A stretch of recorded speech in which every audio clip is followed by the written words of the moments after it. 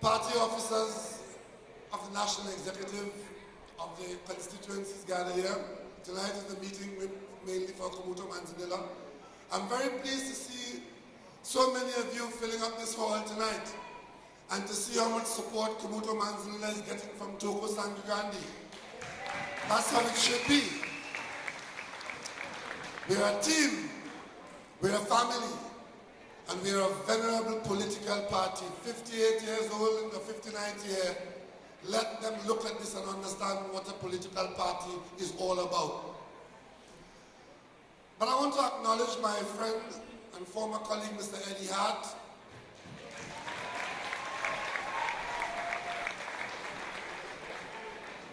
And I simply want to tell you that I only have, it's now 10 o'clock.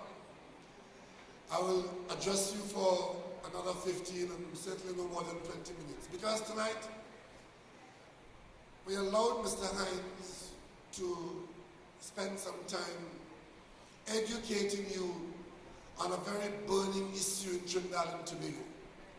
And we don't want you to follow us blindly. We want you to understand the issues of the day and the night and come to your own conclusion as to what your position is on these issues.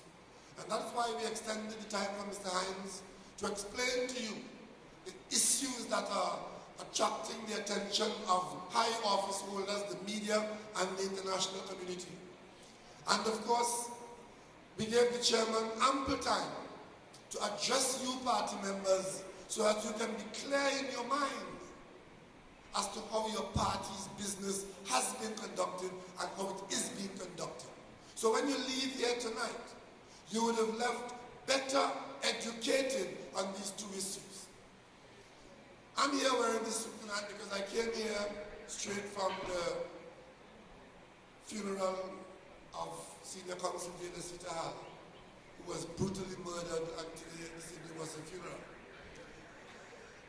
And had I gone elsewhere, I might have missed this meeting completely. Sunday was a very bad day for Trinidad and Tobago, and today a very sad day. But that's not the subject tonight. As we feel a sense of desperation and despair affected by what's happening around us. On the way here tonight, I heard a confession from the government.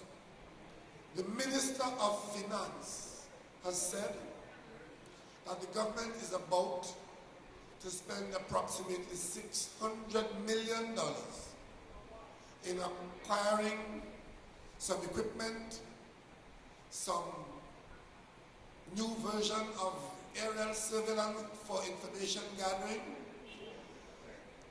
pilotless drones. And he admitted that the reason why this expenditure is approved by him to be executed now is because the government has accepted that the government has not been able to effectively treat with the crime situation in Trinidad and Tobago. It is interesting that the Minister of Finance is making that admission today and is informing us about this expenditure on a day when one of our most prominent citizens is the latest victim to the violent crime scourge in Trinidad and Tobago. But at least, they have admitted, through no better voice than the Minister of Finance, that the government has finally concluded that with respect to the question of fighting crime, violent crime, that the government has failed and failed miserably. When we bought the aerial surveillance airship for $12 million, I think was the figure. $12 million to secure us, to find out what the criminals were doing, to be able to save lives. They said that $12 million in surveillance equipment was too wasteful, was too much. And Martin Joseph and Manning was playing the fool. Today, we are hearing about $600 million to buy today's technology, 10 years ago, it was an airship. Today, it's a drone. I'm waiting to hear how much they intend to pay for the drone. But they have admitted that they want to go up in the air to be able to monitor criminals and others in the same way that the previous ministers wanted to be up there using the current technology to monitor. But I'll come back to this in a minute. I want to make sure tonight I respond to the campaign that we're facing. This meeting is the second to last constituency meeting. I meet Sipario on Monday, and that's the end of it. I would have gone through the entire country, meeting all our constituencies. During this period, I spent the vast majority of my time demonstrating to you what is required, leadership-wise, to run this party and to do the job that the party is supposed to do. To run the party, you need to be able to pull together, not everybody, but pull together what is required to make a management team, to get the required support, to have a functioning political party that is attractive to the electorate, and the main assignment is to monitor and report on the government, contest election against the government, and win it. I can tell you, I have no doubt that every member in this party is not supporting me. There are some people in the party who have other ideas, but that's all right. But when I said that I will work with anybody in this party who wants to work with me, who is willing to work for the objectives I just outlined, I can report to you tonight here in Cumuto, Manzanilla, that I've got a tremendous response, and we have been working very well, and we've got a great result in the last outing in 2013. We have fought elections, we have won them, and we have a good executive team in place. And that's why I'm asking you on this occasion, endorsed by me, supported by you, to re-elect the persons who have offered themselves for re-election, because they were the winning team, the working team, the effective team. But I knew the commitment I gave you in December 2012. And that commitment was that we will go to an election approximately 1 year before the final election is due, the general election. I told you so at the St. Augustine Senior Comprehensive School on the day when the delegates voted out the old delegate system and voted in the one-man system. So you knew, and I knew, that in a year's time we'll have an election. And my constituency, my friends, my supporters, my party members, and general party supporters around were able to contribute to put us in a situation now where the campaign that we anticipated could be supported.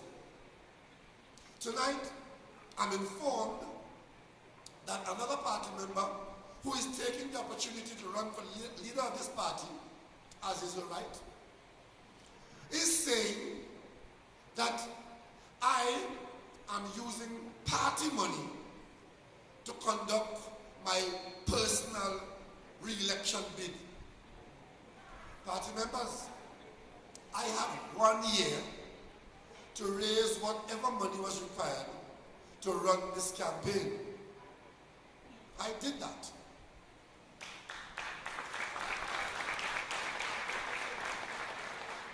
And I can tell you, it is not millions, zillions, or gazillions. It's just enough to do what has to be done, which is to support these kinds of meetings in my constituency, where most of it has been raised, to transport one or two people around because they like to come to the meetings. I have hired not one single person. Not one person. I do not have a single person being paid by this campaign to work for this campaign. It's all voluntary and it's all P&M. I defy my opponent to make a truthful statement like that tonight. I have not rented a room anywhere. And the only time I go to Balizé House, I go there as political leader, and I remain political leader under the General Council authority until such time as the election results are satisfactorily known. I have bought out no radio station.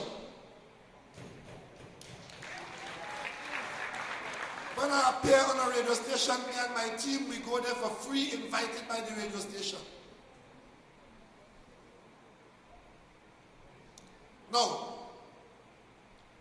those who are of lesser ability have enough money to hire, rent house in Balsane. I can't even rent a house in where? In Diego Martin. They could rent a house in Balsane. They could hire people and staff it.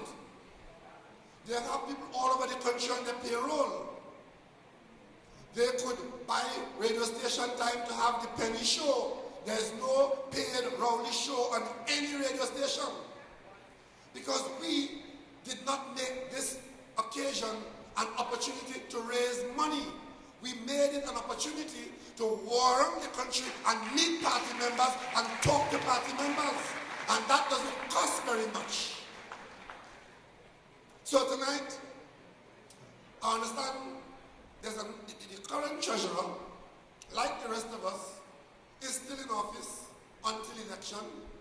So since my opponent is prepared to go on radio and television and newspaper, and the biggest part of her campaign, the loudest voice I've heard so far, the only crystal clear issue I know about so far, with 1 week to go in the campaign, is that we are using party money to run this very successful campaign that we have run.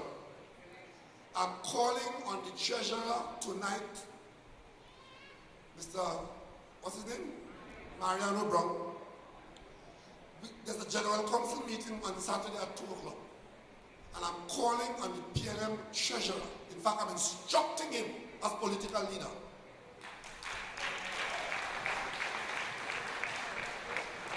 to bring to the general council on Saturday afternoon at 2 o'clock his financial statements to the General Council to demonstrate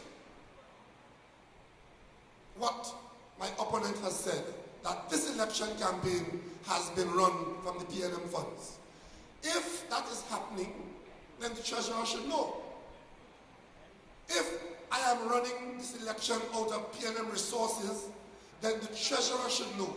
And therefore, since he's a candidate, and since he's part of the team or independent, because he's not part of this team, I'm instructing him to bring that confirmation to the General Council on Saturday evening. And in the event that he is not able to convince the General Council that that statement is supported by facts and figures, then I'm demanding an apology from Mrs. Penny Beckles Robinson on behalf of the PNM.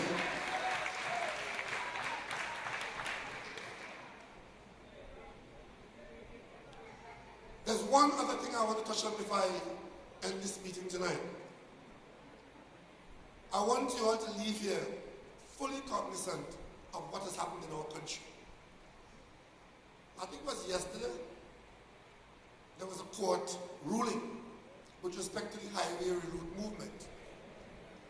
The ruling was that the construction must continue because the highway route movement people had asked the court to stop the construction until a review was done. The judge, the government moved, I think they went to the Privy Council. The government went as far as the Privy Council to try and remove the judge from that case. The judge stood his ground because, as I said before, we, the right-thinking people of this country, we don't cast aspersions on the judiciary. We have confidence in the people on the bench, and regardless of who the judge is, we go before them expecting them to do what their oath of office requires. The government spent millions of dollars of taxpayers' money taking the judge to court as far away as the Privy Council. Yesterday the judge ruled that the construction must continue.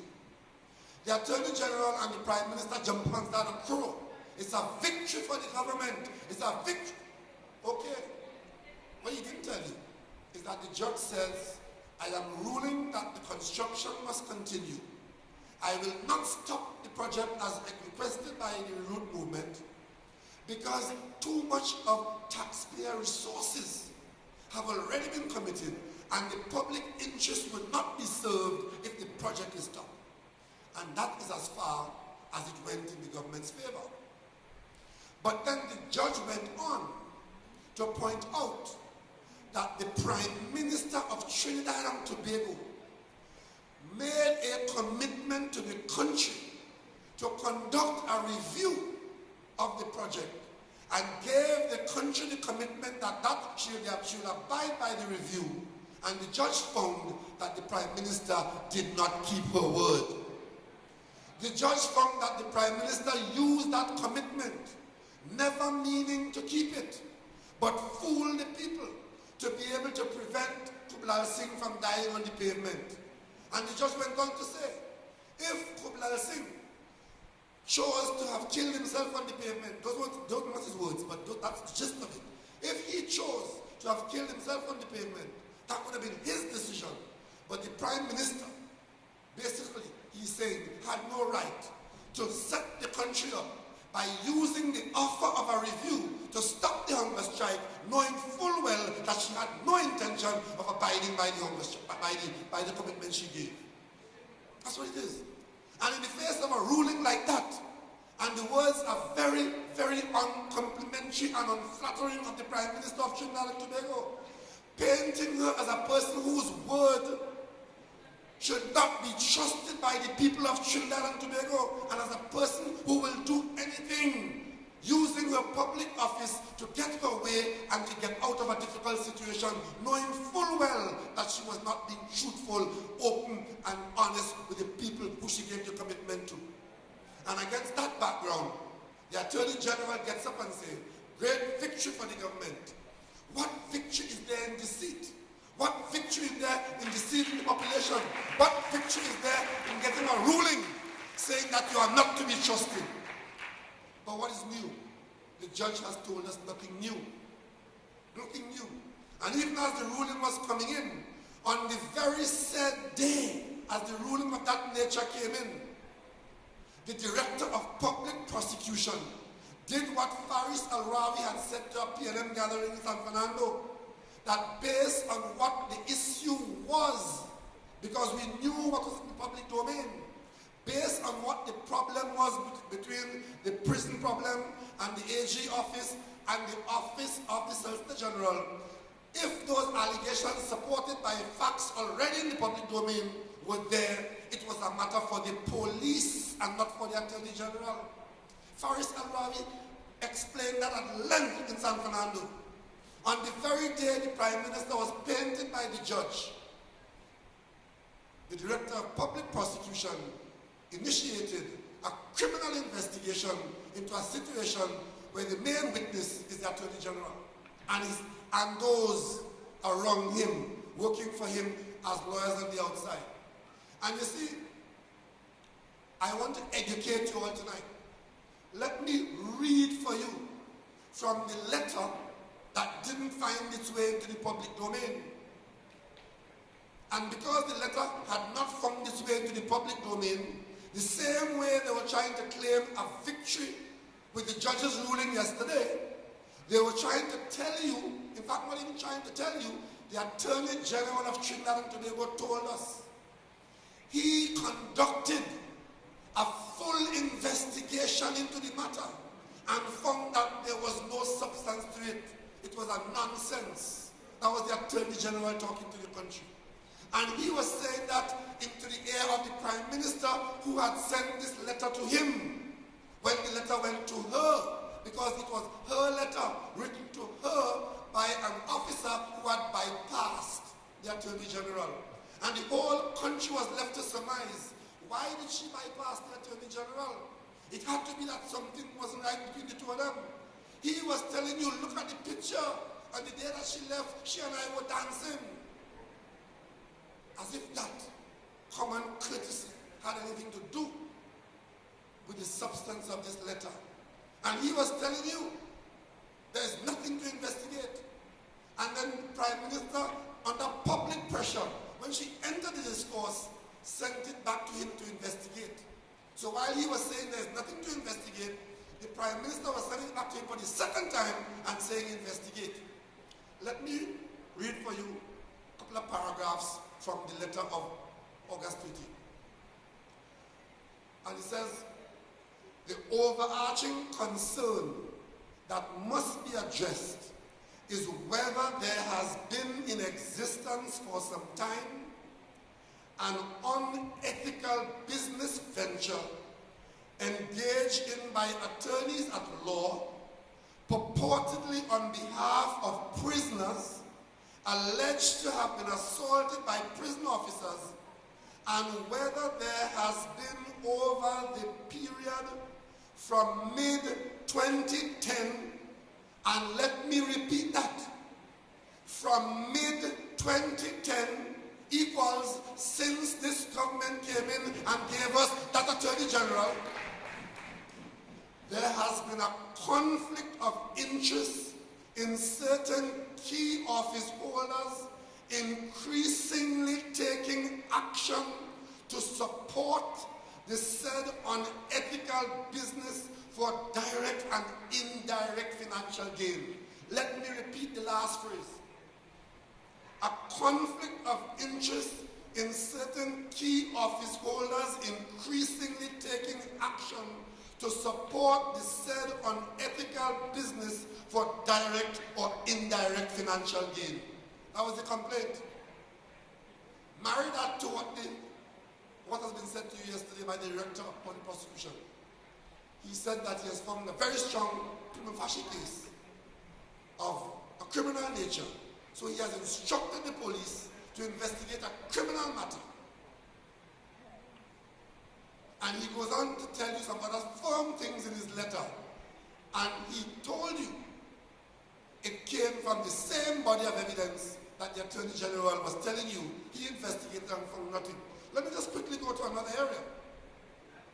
You remember 3 weeks ago, the Attorney General and his friends were up and down this country telling us about treason, and there was a breach of national security because a report about the flying squad ended up in the Parliament, mention of a report.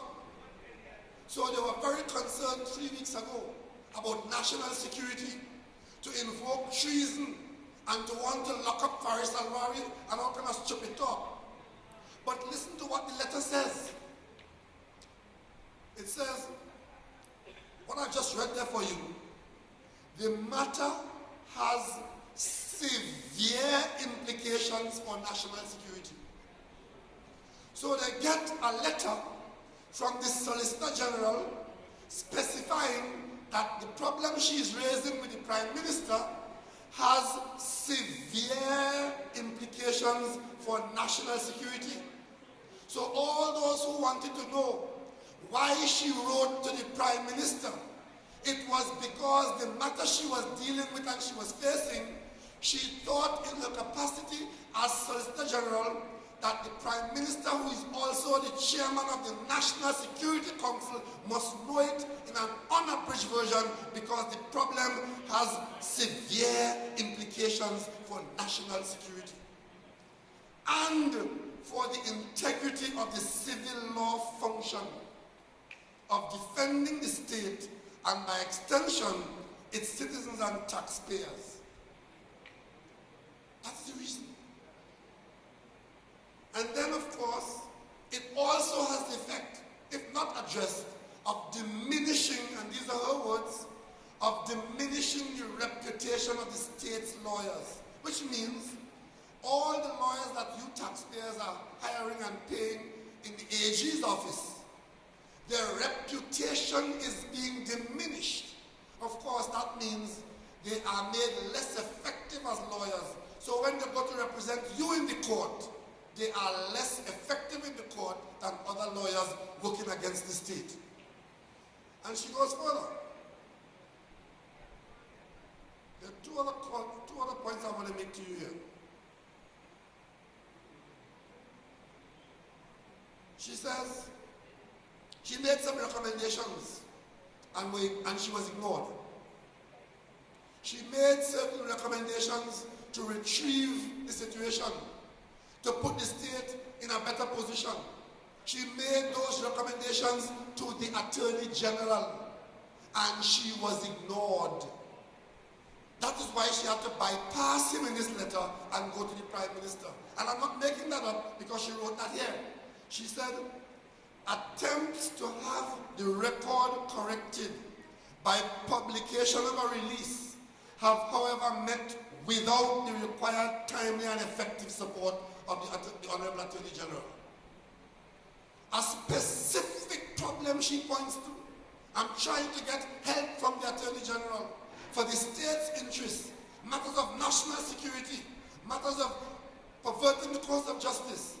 And I have been getting no cooperation from the Attorney General. It's written here, attempts to have the record corrected by publication of a release have, however, met without the required timely and effective support of the Honorable Attorney General. And then she goes on to say, in the second to last line of the letter, after she outlined the problem, regrettably, there was no support for this initiative by the Honorable Attorney General. And in the face of this letter falling into the hands of the Prime Minister, addressed to the Prime Minister sends this letter back to the Attorney General, folded her arms and put her fingers on her lips. And because they think you never would have found out what I just read there for you, I went to Mr. Robinson's funeral at Napa. I'm going to a lot of funerals these days. I have one more tomorrow morning and one on the weekend. When we came out of Napa, I saw on television the Attorney General of Trinidad and Tobago. And let me take away the name from it. Let us take away the name Anand Ramluga. Let me take away the party UNC. Let me take away the Prime Minister's name, Kamal Prasad Bisesa. Let me just talk about the post, the office. I saw the Attorney General saying to the media, when they asked him about the Prime Minister's initiative, where he was now the investigator to investigate by way of consultation with the various department heads as the Prime Minister recommended. They asked him for his view and whether in fact he thought that there was a conflict of interest with him investigating himself. He said, if anybody could show me where my name is mentioned anywhere in the letter, or anything is directed at me, I will withdraw. And I took withdraw to mean resign. At the time, this letter was not in the public domain. I don't know why he felt that this letter would have stayed secret and private. But then I'm listening to the radio, like Mr. Hines, and I heard Dale Enoch reading the letter. Mr. Hines got his tape. I got a copy from him now to read to you. That is the letter. So where are we now? He said to us, if his name could be found in any part of the problem outlined in this letter, he will withdraw. Attorney General. So my job is very easy tonight. Very easy tonight.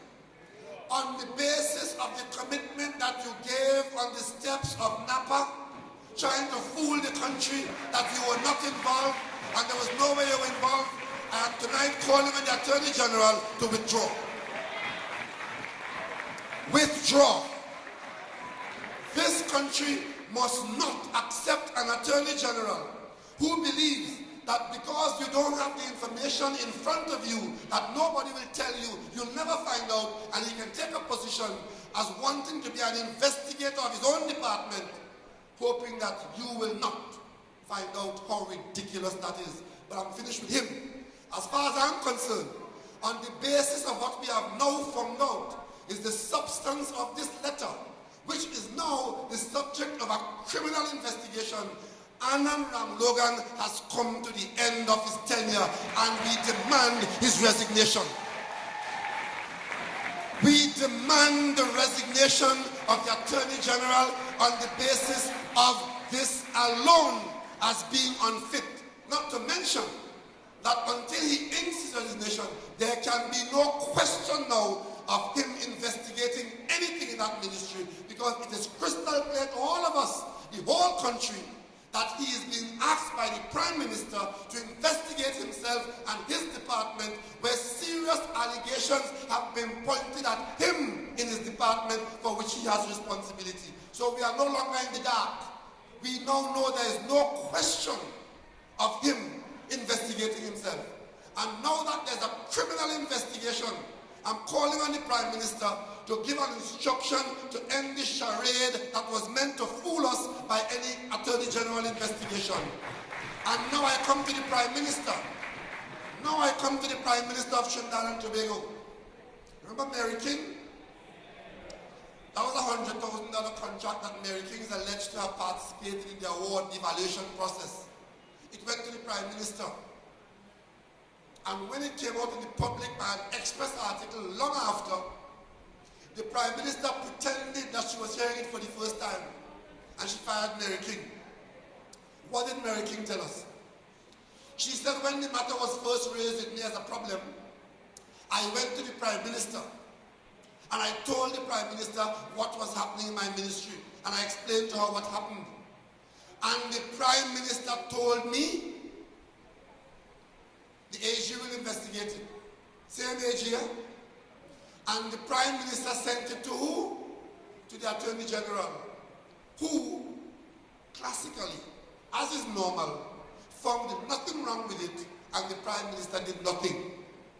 It was only when the matter came out in the Express that the Prime Minister fired Mary King, mounted her high horse of morality in public affairs, gave herself a lot of self-praise, and up to now, Mary King is still trying to figure out what kind of people was I dealing with.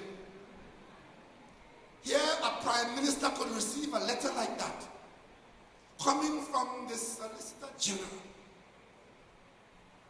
and you send it to the person against whom such troubling concerns had been raised.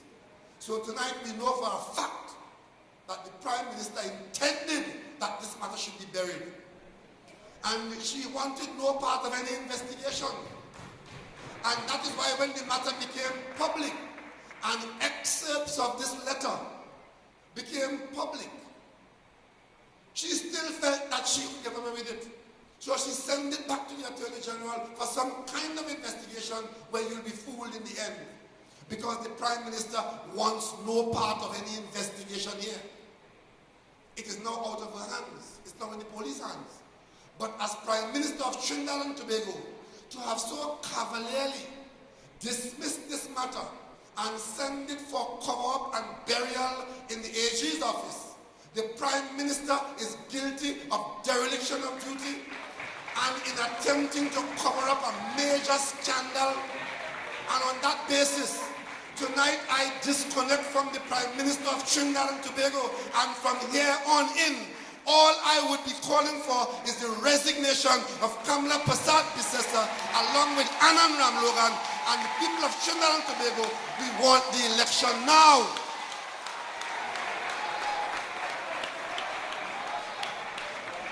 The posture of the PNM from here on in is to demand elections in Trinidad and Tobago now. When I went to the Parliament with the emails, the allegations contained in the text of the emails were, if found to be true, would have proved that criminals were in the corridors of power in Trinidad and Tobago. They ensured that there was no investigation and there is no report and we have no conclusion on the emails. So forget the emails now. Let's deal with this. We have conclusive proof that there are people in the corridors of power in Trinidad and Tobago who are prepared to cover up criminal conduct, to cover up wrongdoing, to back up one another, and they are in fact a mafia. This country is being run by a mafia.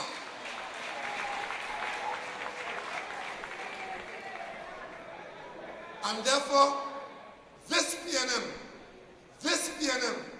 is not prepared to cooperate in any form or fashion with the government that's in office today.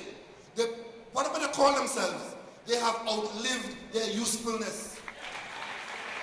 We exposed them on Section 34, where they abused the parliament, abused the presidency, abused their colleagues in the parliament, tried to fool you in the parliament, enact a law to cause their friends to escape the court. We swallowed that.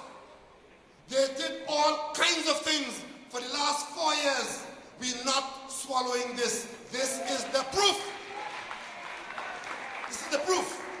So tonight, I'm calling on you here in Cumuto, Manzanilla. I'm calling on you here in Toko, Sandigandi.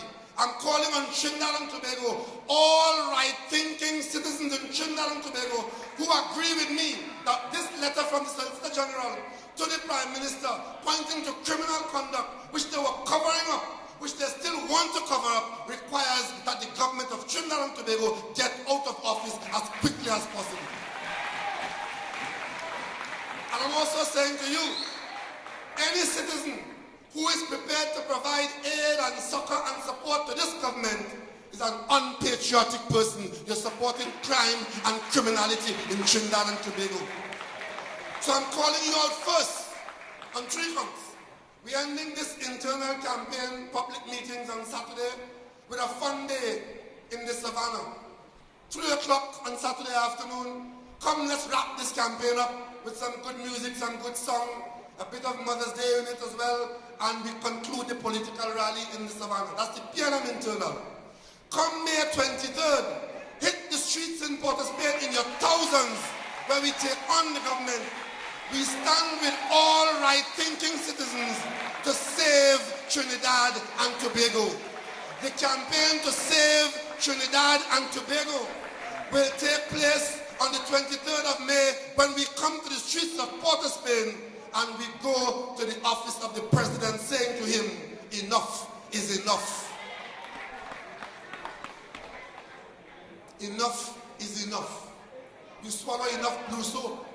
We swallow enough chlorine, and we're not handling any picker on any Google tree. This is a very, very serious matter. In no serious country can any government be so exposed to have so misconducted itself and behave as though nothing is wrong. And they have the PR people now trying to tell you that an unpopular, destructive government can survive if they could maintain the Prime Minister's popularity. Well, from where we stand is every kit and caboodle, Prime Minister and priest, all of them, they are all the same thing, and they all would leave on the same train. On the same train, out of town. They say that the rising sun will get out of town by sunset. You have until sunset to leave town. People of Trinidad and Tobago, our children expect us to stand up in defense of their future. I never anticipated that they could have been as bad as this. I knew they were incompetent. I knew they were unready. I knew they were corrupt. But I never expected that I would be in Trinidad and Tobago and see a Prime Minister so exposed and see an Attorney General so exposed. And they want the people to accept that as par for the course. Well, tonight, it's late. But the point is very clear. We've seen enough. We've heard enough. We've felt enough. And we ain't taking no more. We ain't taking no more. Their style is to create one scandal after the other, so that you don't have time to deal with the first scandal, the second one reach, then third one reach, fourth one reach. The first one is now history. That is the style. Every Monday morning since May 24, 2010, every Monday morning has been a new scandal in this country. Well, after 4 years of a scandal-ridden administration, this documented form, the Americans call it the smoking gun. We call it the tambu bamboo. These war drums of elections. We want the elections now. We want the elections now. We want the elections now. And the next set of jerseys the PNM will print in the very near future, in a matter of hours. We want the elections now. So I want to thank you here in Toko, Sandigan, Cumuto, Manzanilla. Thank you, office holders. Thank you, activists. And I want to thank one person very specifically. I want to thank this young lady tonight because you have sent me home with a spring in my step and a steel in my spine because you have said to me what I always wanted to hear from the future of Trinidad and Tobago. And when you were singing that song, I was humming another one, and it says, if I could help somebody as I pass this way, then my living would not be in vain. Then my effort will not be in vain. I'm working for you, and I'll make sure that your future in the country is secure. Great is the PNM. Great is the PNM. Great is the PNM, and it shall prevail.